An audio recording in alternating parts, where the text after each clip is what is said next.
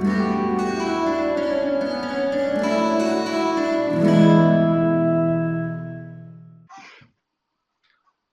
find ourselves back in the world of Netrosis, back before the years of the desecration.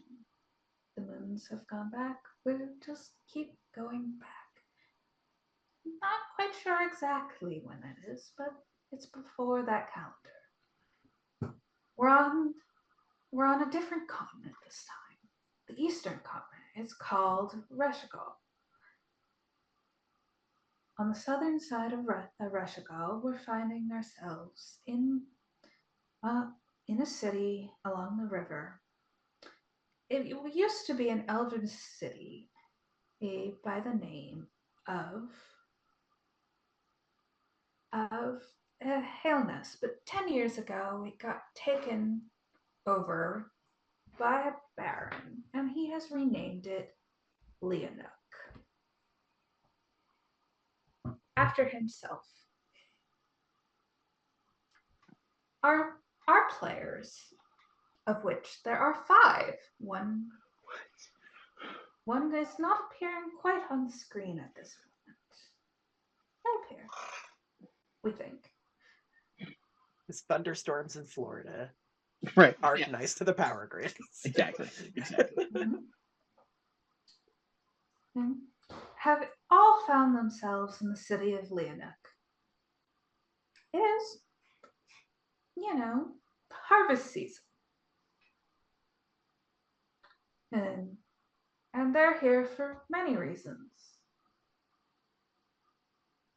And we're going to go around and talk about who each character vaguely is, what people can notice about them. Why don't we start with our satyr?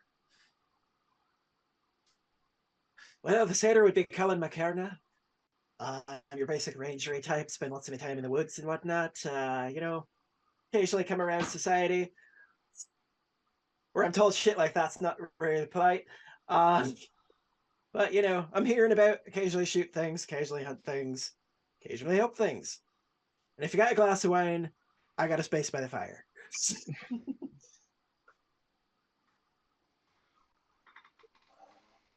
For Sylvia. For Sylvia. Hi, I'm for Sylvia. I'm a puppet. That's one of the 4 things I know about myself. I woke up at one point. All I remember about my past life are 3 things. Something about a pilgrimage, something about a wild hunt, and for Sylvia. And I am effectively a corgi centaur. I am a blue merle coated corgi centaur. I have button eyes. One eye is black and one is rosy pink. And I am here because I don't, and on my chest there is a heart, and inside of the heart it says for Sylvia. And so that's why I call myself that, and I am just kind of wandering around hoping to find out who I am and where I'm from. I like to punch people. Big fan. Also, I like to dance. Guitar. A living 6-limbed centaur doll that likes to punch shit. Quadrupedal, but yes. 4 legs, 2 hands, yes, 6 limbs. But yeah, that's why I said limb. Did you say me? Yes. Okay. Hi, so I'm Leitar Loken. You can call me Lei.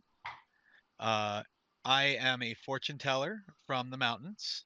It is very cold there, but I prefer the cold, so I'll be going back there at some point. I'm on a journey to complete my deck of cards. And if you ever want to talk about my collection of strange and unusual things, I'm more than happy to talk it through with you. All right. And last of our visible players, we have Era. Era, or Eramila, came to this land before she could remember. When the city changed hands in leadership, she never saw her parents again. Ever since then, she has made a small living going in and out of the city, collecting alchemical reagents, supplies, scavenging, harvesting and gathering, doing odd small tasks for people who would pay her when she was younger, and she has grown to be able to support herself. She is a young adult, Strix, one of very few in the city, if any at all. She mostly keeps to herself, although it's very hard to miss her. She is close to 6 foot tall. Dark skin, oily feathers, often capable of browsing both shoreline and forest cover. She makes her living currently by hunting animals, trading furs, leathers, and meats. I don't think we got what Lythar's ancestry was. You are correct. You did not. I did say that I was from the mountains where it's nice and cold. I am a kitsune. You appear as a kitsune. Yes, it helps. It helps Keep garner. yourself warm. Well, yes, but it also helps garner interest in my fortune telling business. I'm gonna call Era Arby's because she's got the meat.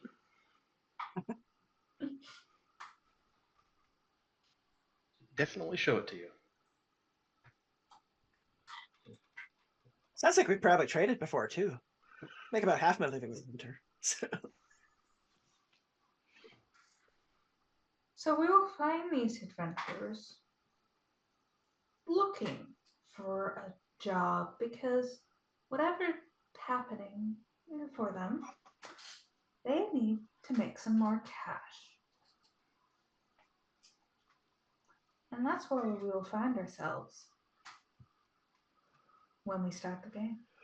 Ba, ba, ba.